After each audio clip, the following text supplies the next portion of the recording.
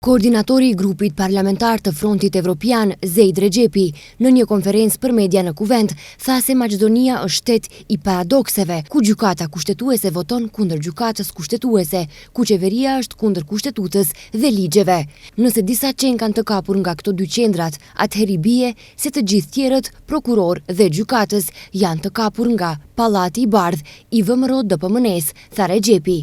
A i tha se arsyetimi i gjykatësve ishte skandaloz, mbi të gjithë arsyetimi i gjykatëses Kacarska. Ajo thirret në nenin 91 të kushtetutës dhe 63 të ligjit për qeveri, i cili është i qartë dhe gjithë e dim. Qeveria ekzekuton ligjet. Askund, as në ligjin për qeveri, as në kushtetut, as në ligjin për veçqeverisje lokale, nuk caktohet dhe nuk është rregulluar kush që cakton numrin e këshilltarëve në për komuna, në para zgjedhjeve lokale.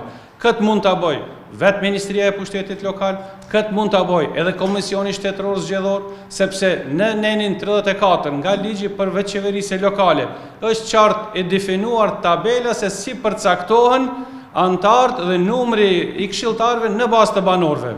Kjo gjykatëse dhe kjo gjykatës kushtetues turpshëm edhe sinqerisht du të vije turp se ofendojnë inteligjencën e qytetarëve duke menduar që akoma munden me budallëqe të arsyetojnë gabimet dhe naivitetin e tyre dhe kapjen e tyre nga pushteti.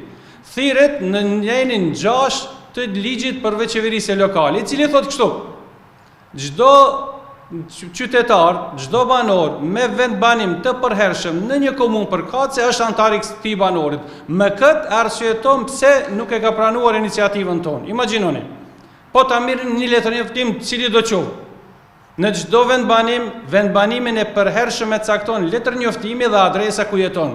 Kjo vlen edhe për mua që jetoj në këtë komunë, po kjo vlen edhe për shqiptarë që punojnë në Zvicër, në Gjermani, në Perëndim, kudo që janë, se kanë njëjtin letërnjoftim dhe janë banor të përhershëm të njëjtit vend. Kështu që çdo shkelje, çdo diskriminim i tyre është vetëm një arsyetim i turpshëm i saj, i cili e paraqet nivelin e ulët të kapjes së këtij institucioni gjyqësor, sikur gjitha tjerat nga qeveria. Kjo qeveri po vazhdon të dëshmoj se intencën e ka deshqiptarizimin e vendit, intencën e ka uljen e fuqisë politike të shqiptarëve, intencën e ka përbuzjen e mërgatës shqiptare, intenca e tyre është që me çdo kusht të dëshmoj se ky shtet duhet të jetë monoetnik, maqedonas dhe pastaj mund të vinë të tjerët në radhë. Ndryshe, gjykata kushtetuese me shumicë votash i hodhi poshtë iniciativat e dorëzuara nga Skender Rexhepi, Kenan Ali, por edhe deputetët e Frontit Sali Murat dhe Blerim Bexheti, të cilët kontestojnë vendimin qeveritar për ndryshimin e numrit të këshilltarëve në 17 komuna.